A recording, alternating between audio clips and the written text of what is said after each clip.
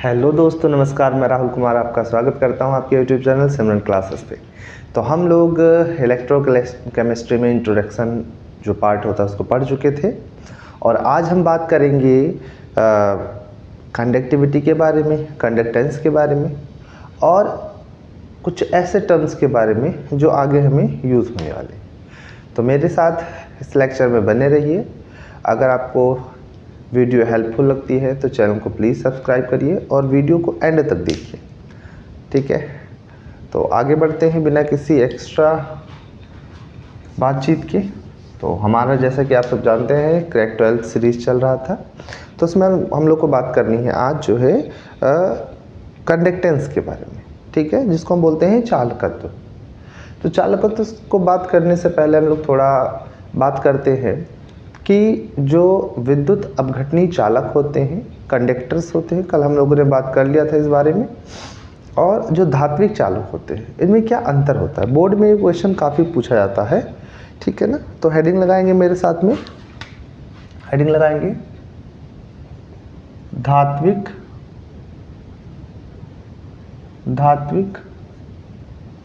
तथा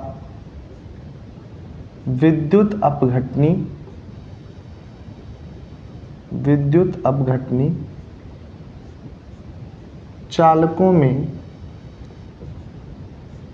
चालकों में अंतर, ठीक है ना। धात्विक तथा विद्युत अपघटनी चालकों में अंतर, क्या अंतर होता है।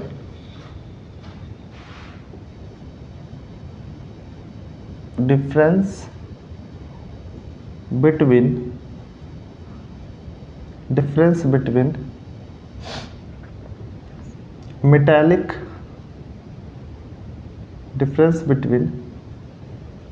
metallic and electrolytic कंडक्टर्स,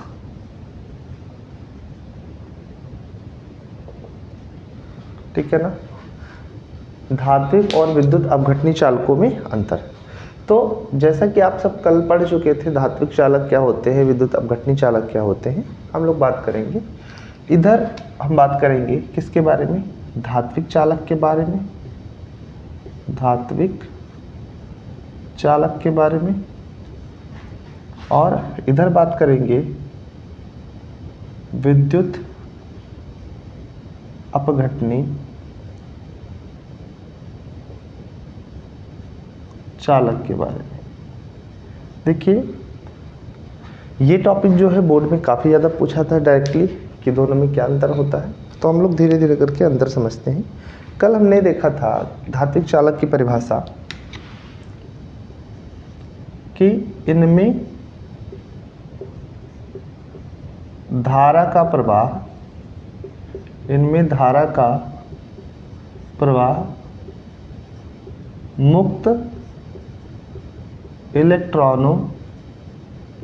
मुक्त इलेक्ट्रॉनों के द्वारा होता है,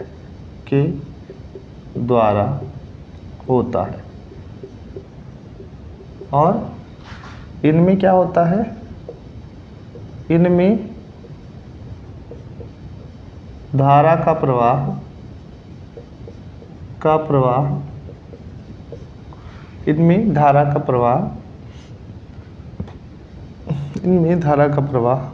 मुक्त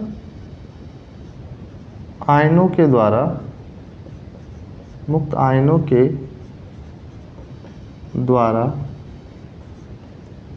होता है, ठीक है ना। ये पहला अंतर हम समझ चुके थे कि इनमें जो धारा का प्रवाह होता है मुक्त इलेक्ट्रॉनों के द्वारा होता है, जबकि इनमें धारा का प्रवाह क्या होता है, मुक्त आयनों के द्वारा होता है, ठीक है ना। एक मिनट चेक कर लिया जाए, सब कुछ विजिबल है, यस, ऑल क्लियर। चलिए, पहला अंतर समझ में आया कि इनमें मुक्त इलेक्ट्रॉनों के द्वारा धारा का प्रवाह होगा और इनमें कैसे होगा, मुक्त आयनों के द्वारा होगा। चलिए, दूसरा जो अंतर है, क्योंकि ये कंडक्टर्स ये मेटल्स होते हैं, तो इनमें कोई रासायनिक, इनमें कोई रासायनिक परिवर्तन नहीं होता, इनमें कोई रासायनिक परिवर्तन नहीं होता है, जबकि इनमें विद्युत अपघट्यों का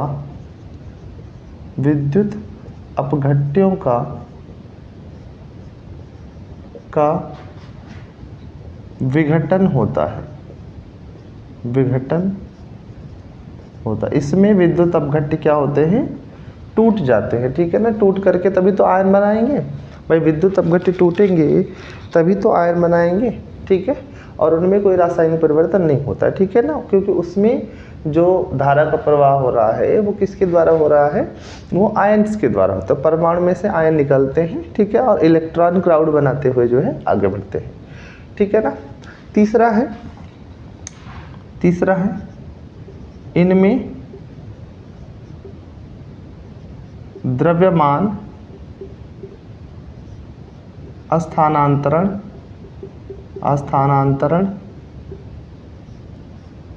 नहीं होता, इनमें द्रव्यमान स्थानांतरण नहीं होता है, ठीक है ना। जबकि इनमें क्या होता है, द्रव्यमान स्थानांतरित होता है, ठीक है ना। इनमें द्रव्यमान स्थानांतरण नहीं होता है, जबकि इनमें द्रव्यमान स्थानांतरित होता है, ठीक है। इसी तरह से जो चौथा अंतर है वो यह है कि इनमें क्या होता है, प्रतिरोध जो होता है, ठीक है ना, इनमें प्रतिरोध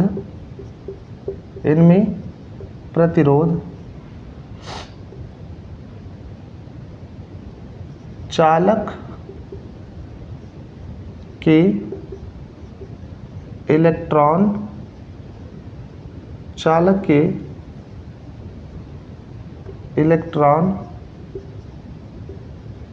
इलेक्ट्रॉन व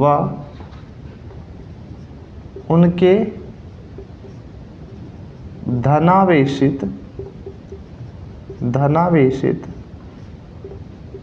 परमाणु, जिसे क्या कहते हैं, कर्नल बोलते हैं, के द्वारा होता है, ठीक है ना। एक नया शब्द है कर्नल, ठीक है। ये क्या होता है, जैसे मान लेते हैं कंडक्टर है, तो कंडक्टर में क्या होता है, परमाणु होते हैं, ठीक है ना। ऐसे मेटल्स के परमाणु होते हैं, और इनमें से जब इलेक्ट्रॉन निकलता है तो इसमें पॉजिटिव चीज़ बचता है, ठीक है। तो उसी पॉजिटिव जो है पार्ट को क्या कह देते हैं, कर्नल बोलते हैं, ठीक है ना। बात समझ में आया। इसमें फोर्थ वन क्या हो जाएगा, इसमें प्रतिरोध किसके द्वारा होगा, तो इसमें क्या होगा, प्रतिरोध, ठीक है। इनमें प्रतिरोध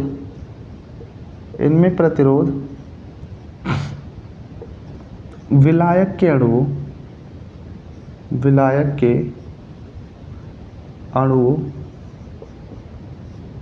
व मुक्त आयनों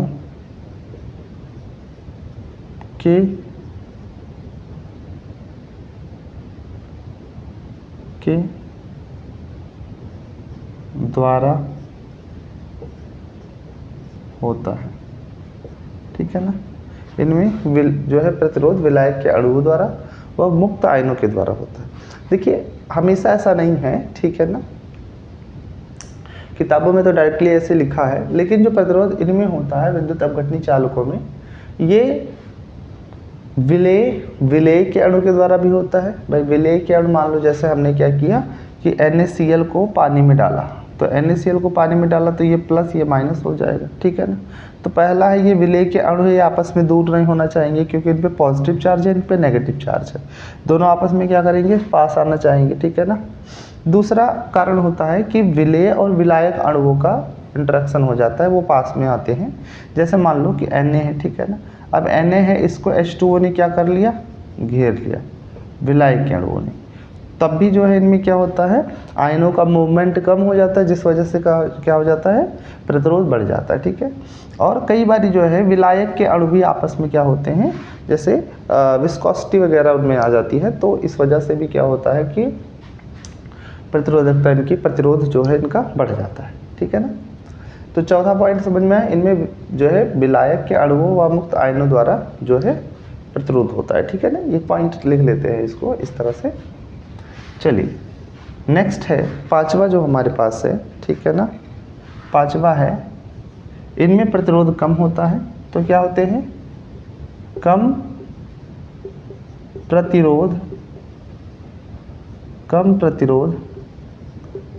के कारण ये अच्छे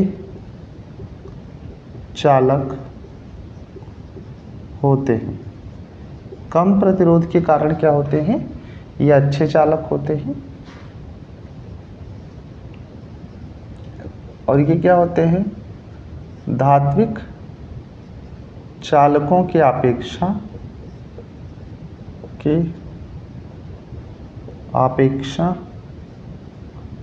ये दुर्बल चालक होते हैं, ठीक है ना। पांचवा पॉइंट है, धात्विक चालकों की अपेक्षा क्या होते हैं, ये दुर्बल चालक होते हैं। लास्ट वन क्या है कि इनमें क्या होता है, ताप बढ़ाने पर प्रतिरोध बढ़ता है, ठीक है ना भाई। ताप बढ़ाएंगे तो जो परमाणु है उनमें इलेक्ट्रॉनों का निकलने की प्रोसेस और बढ़ जाएगी, इलेक्ट्रॉन और तेजी से निकलेंगे। तो इलेक्ट्रॉन तेजी से निकलेंगे तो जो कर्नल होता है उसका पार्ट भी तो ज़्यादा बचेगा, तो इन दोनों में क्या होगा, रेजिस्टेंस बढ़ जाएगा, ठीक है ना। अभी आगे समझते हैं प्रतिरोध वगैरह क्या है। इनमें क्या होता है, ताप बढ़ाने पर प्रतिरोध घटता है, ठीक है ना। ताप बढ़ाने पर प्रतिरोध क्या हो जाता है, घटता है, ठीक है ना। ये बेसिक क्या था, अंतर था। अगर बोर्ड पेपर में आपको आता है और इम्पॉर्टेंट है बोर्ड पेपर के लिए तो आप ऐसे लिख सकते हैं, ठीक है ना। ये बोर्ड पेपर के लिए क्या है, इम्पॉर्टेंट है, ठीक है ना। नोट करेंगे सभी लोग, नोट करेंगे। चलिए नोट करेंगे सब लोग, मिटाया जाए।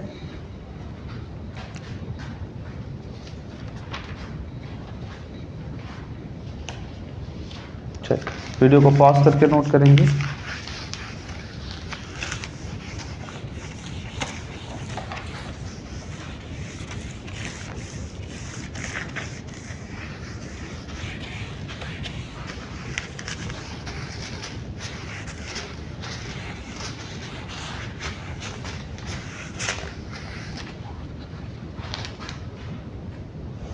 चलेगा, तो हम लोगों ने अभी धात्विक और विद्युत अपघटनी चालकों के बीच अंतर देख लिया है।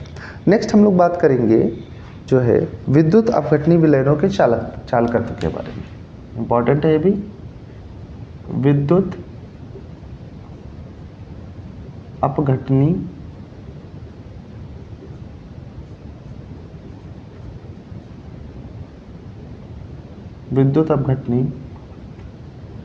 विलयनों के चालकत्व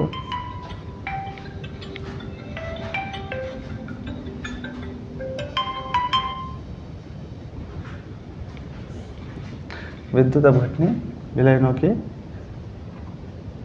चालकत्व, ठीक है ना। विद्युत अपघटनी विलयनों के चालकत्व क्या है, कंडक्टेंस ऑफ इलेक्ट्रोलिटिक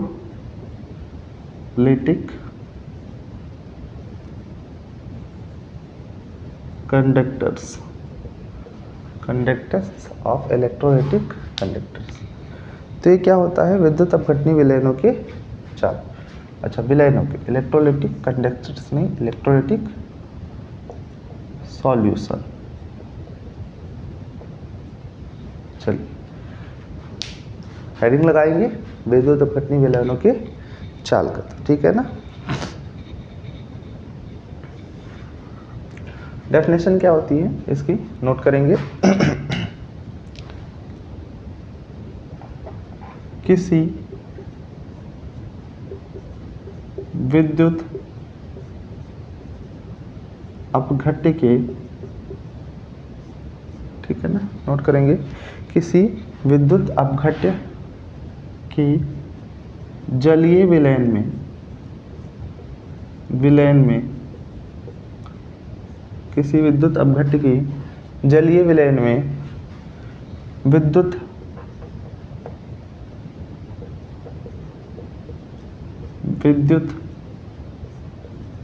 धारा प्रवाहित करने की क्षमता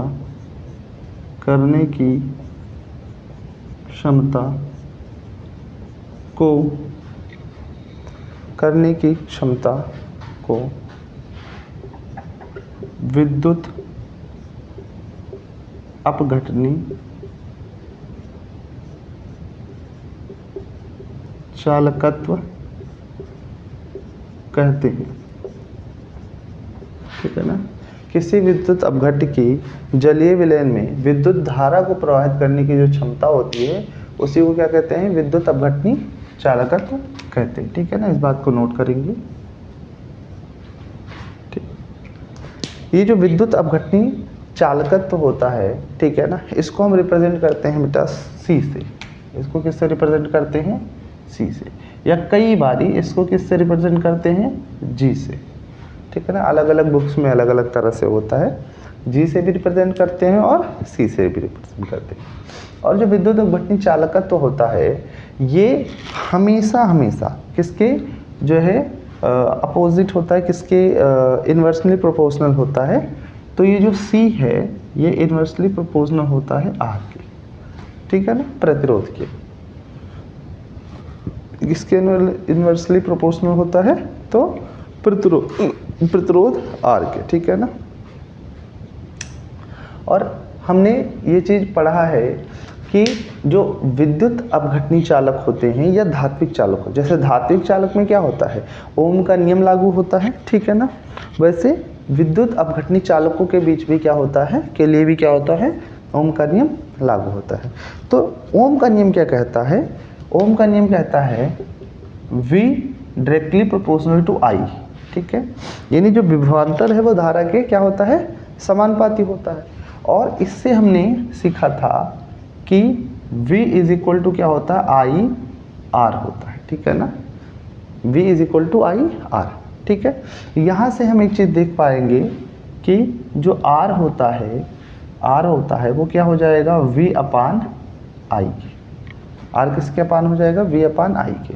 और हमने देखा है कि जो C होगा, ठीक है, वो 1 अपान R होगा। अगर इसको हम क्या कर दें, R अपान 1 कर दें और पलट दें, ठीक है ना। अगर R अपान 1 अपान R कर दें, सॉरी R अपान 1 कर दें और इसको पलट दें, ठीक है, तो I अपान क्या हो जाएगा, V। यहाँ क्या हो जाएगा, व्युत क्रम लेने पर, व्युत्क्रम लेने पर, ठीक है ना।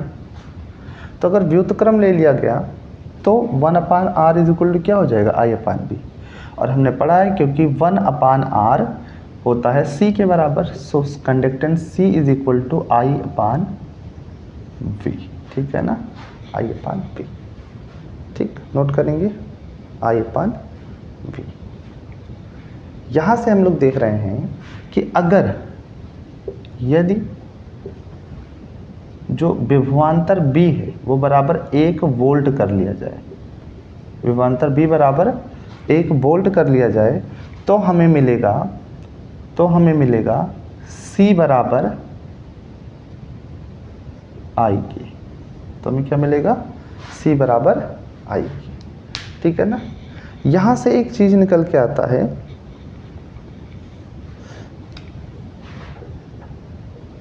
अतः किसी, ठीक है ना, किसी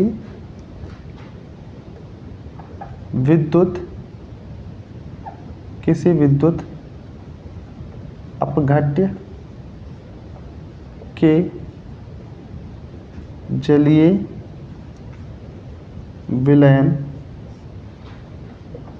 में प्रवाहित धारा, ठीक है ना, किसी विद्युत अपघट्य के जलीय विलयन में प्रवाहित धारा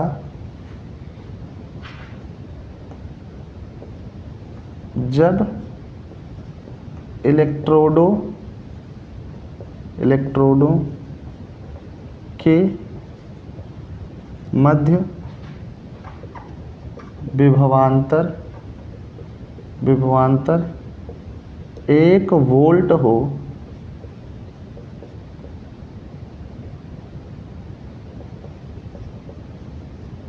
विद्युत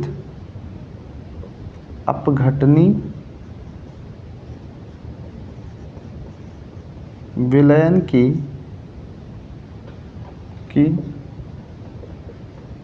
चालकता कहलाती है। ये एक नया डेफिनेशन बन गया किसका? चालकता का, कि जब क्या हो, जब हमारा विभवांतर 1 वोल्ट हो तो जो धारा है वही चालकता के बराबर हो जाती है। हमने लिखा है किसी विद्युत अपघट्य के जलीय विलयन में प्रवाहित धारा,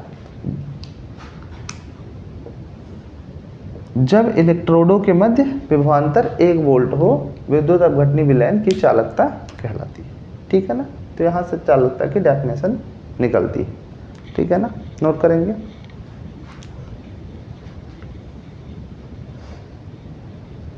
चालकता कह सकते हैं, चालकत्व कह लेते हैं।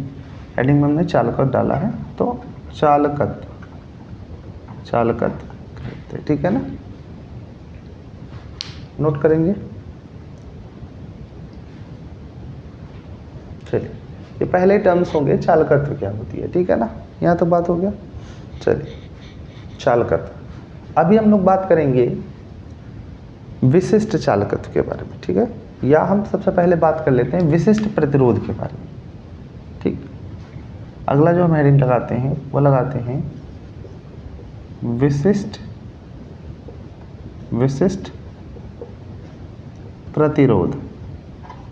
विशिष्ट प्रतिरोध, या इसी को क्या कह देते हैं? प्रतिरोधकता। इसी को क्या कह देते हैं? प्रतिरोधकता। नोट करेंगे।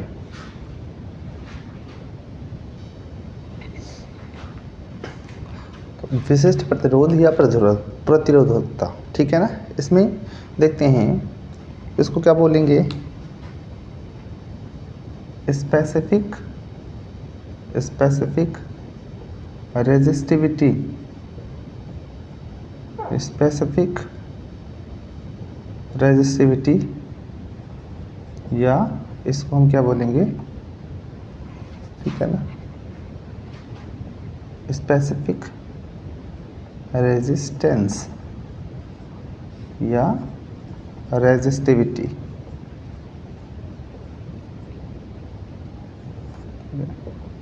कई बच्चे अब तक कमेंट कर चुके होंगे, सर भूल जाते हैं, बट ऐसा नहीं है। प्रतिरोधक, विशिष्ट प्रतिरोध या प्रतिरोधकता क्या होता है? ये चीज़, इसको समझते हैं। देखिए, जो विद्युत अपघट्य का विलयन है, ठीक है ना, या कह सकते हैं विद्युत अपघट्य का जलीय विलयन है, उसका जो प्रतिरोध है, ठीक है ना, धारा प्रवाहित करने पर जो उसका प्रतिरोध है वो किन बातों पर निर्भर करता है?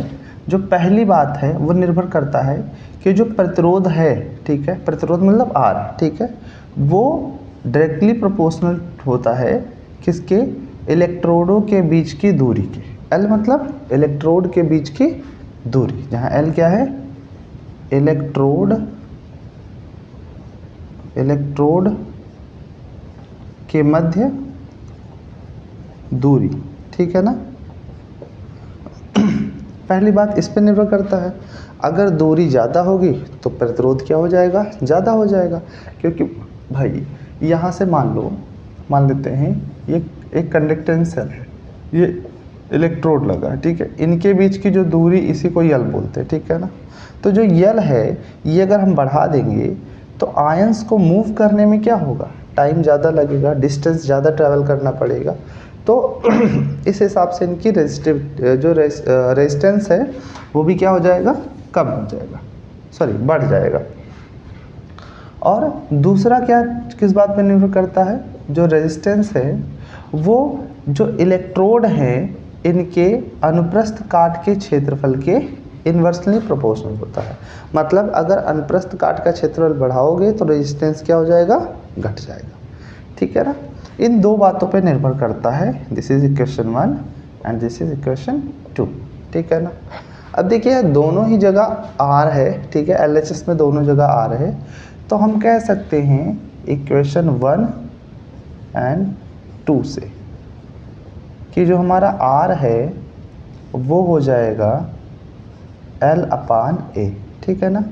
और यहाँ पर अगर हम प्रोपोर्शनल का साइन हटाएंगे तो जो है एक कांस्टेंट लगेगा, ठीक है, रो L/A, जहाँ रो है विशिष्ट प्रतिरोध, ठीक है, जहाँ रो क्या है, विशिष्ट प्रतिरोध, ठीक है ना। यह क्या है, चालक का एक अभिलाक्षणिक गुण होता है, इसीलिए इसको यहाँ पे रो को क्या कहते हैं, विशिष्ट प्रतिरोध कहते हैं, ठीक है। रो प्रतिरोध, R तो प्रतिरोध है लेकिन रो क्या है, विशिष्ट प्रतिरोध। नोट करेंगे यहाँ पर, नोट करेंगे, ठीक है ना, जहाँ रो क्या है, विशिष्ट प्रतिरोध, rho equal to specific resistance, ठीक है।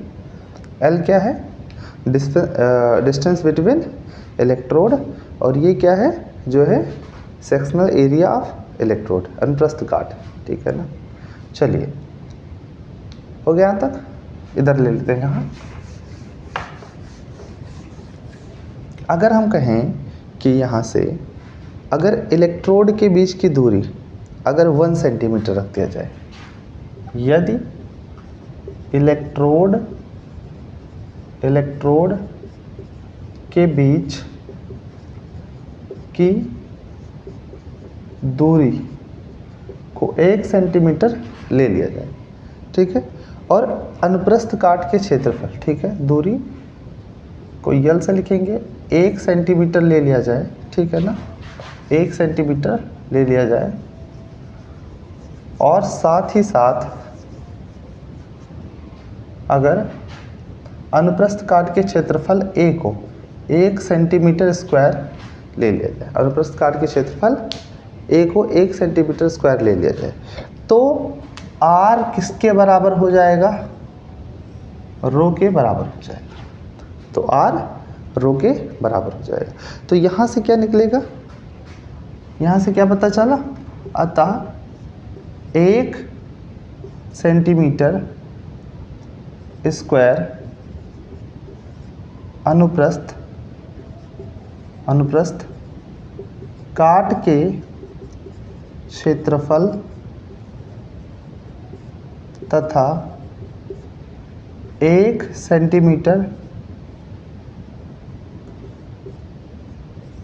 दूरी वाले इलेक्ट्रोड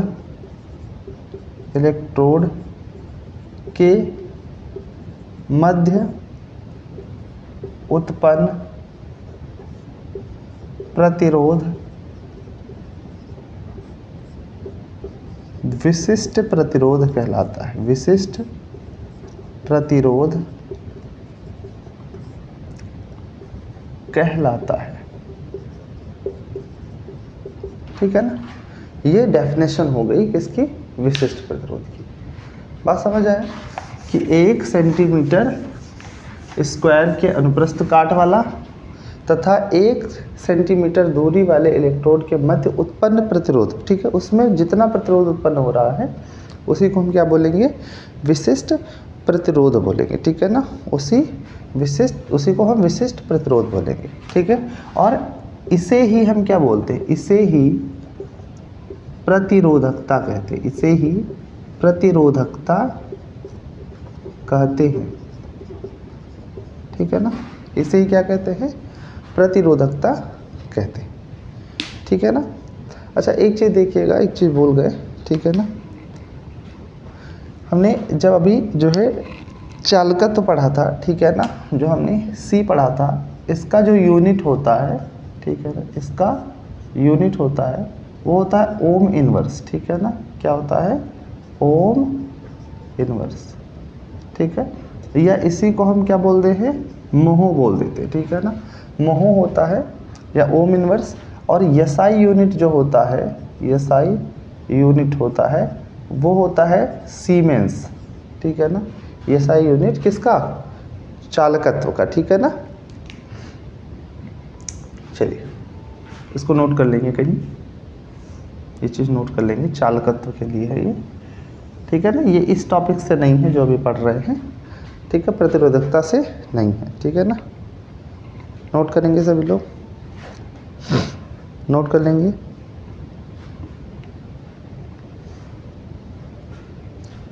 इसका जो एसआई मात्रक होता है, ठीक है ना, इसका एसआई यूनिट जो होता है किसका, प्रतिरोधकता का, ठीक है ना।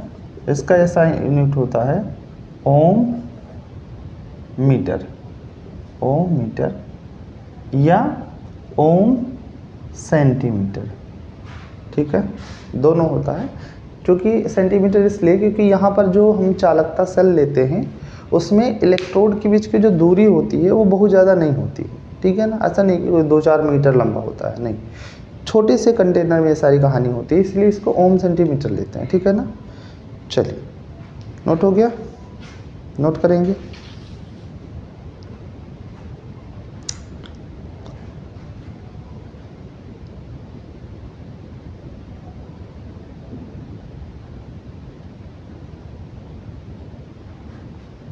नोट कर लेंगे, मिटाया जाए।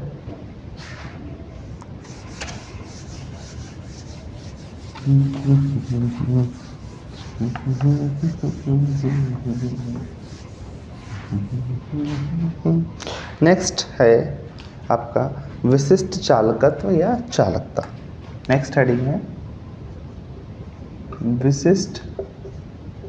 विशिष्ट चालकत्व या इसी को क्या बोलेंगे, चालकता बोलेंगे, ठीक है ना।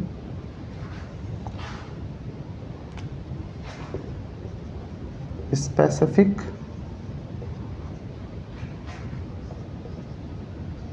कंडक्टेंस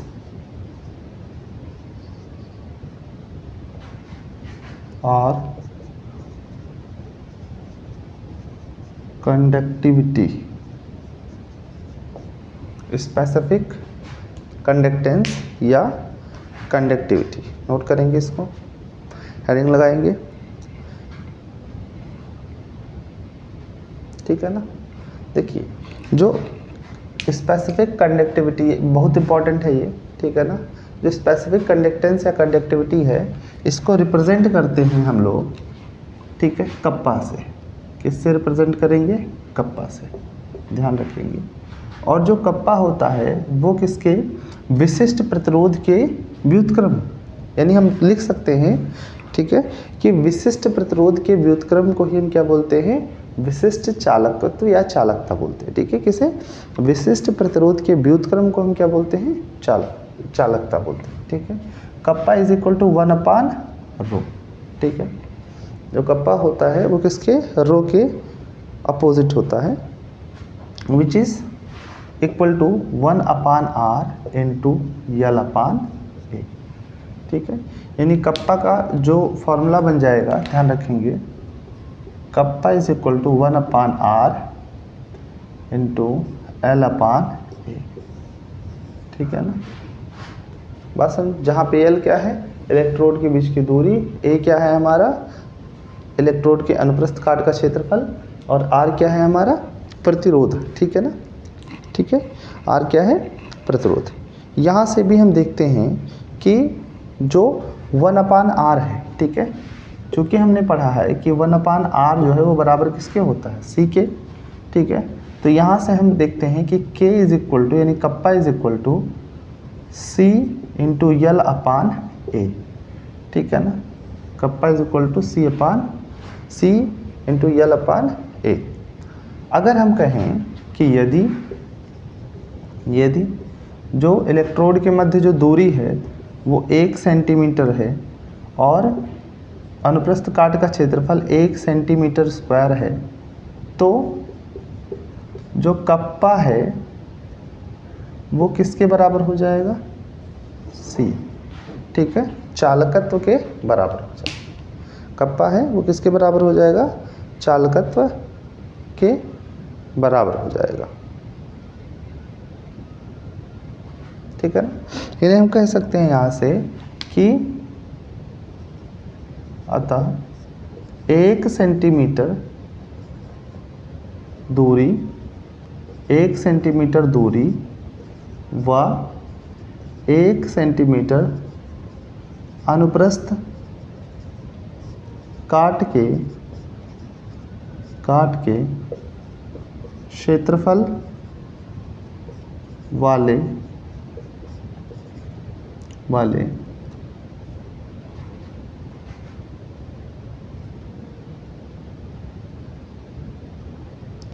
वाले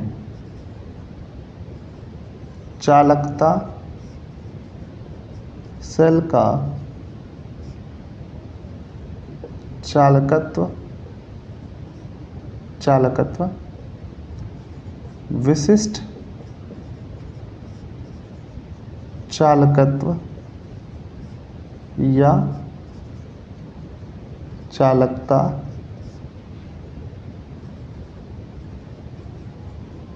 कहलाती है, ठीक है ना। 1 सेंटीमीटर दूरी व 1 सेंटीमीटर स्क्वायर, ठीक है, 1 सेंटीमीटर दूरी व 1 सेंटीमीटर स्क्वायर अनुप्रस्थ काट के क्षेत्रफल, ठीक है ना, के क्षेत्रफल वाले जो चालकता सेल है, चालकता सेल या विलयन कहने बात एक ही है, ठीक है ना। मतलब अब ओवरऑल वो चालकता सेल ही होता है, ठीक है, बिल्कुल वो जो है एक विलयन होता है जिसमें कंडक्टेंस की प्रक्रिया हो रही होती है, बट ओवरऑल वो क्या होता है, एक चालकता सेल ही होता है। तो चालकता सेल का चालकत्व, ठीक है ना, क्या हो जाएगा, विशिष्ट चालकत्व, ठीक है ना, कहलाएगा। नोट करेंगे। तो यहाँ से हमें विशिष्ट चालकत्व की परिभाषा मिल गई, ठीक है ना। इसका जो एसआई यूनिट है, ठीक है, एसआई यूनिट देख लेते हैं क्या होता है इसका। एसआई यूनिट जो हमें देखने को मिलेगा वो क्या देखने को मिलेगा, ओम इनवर्स, ठीक है, ओम इनवर्स सेंटीमीटर इनवर्स, क्या देखने को मिलेगा, ओम इनवर्स सेंटीमीटर इनवर्स। यहाँ से ले लेते हैं kappa is equal to 1/r into L upon A.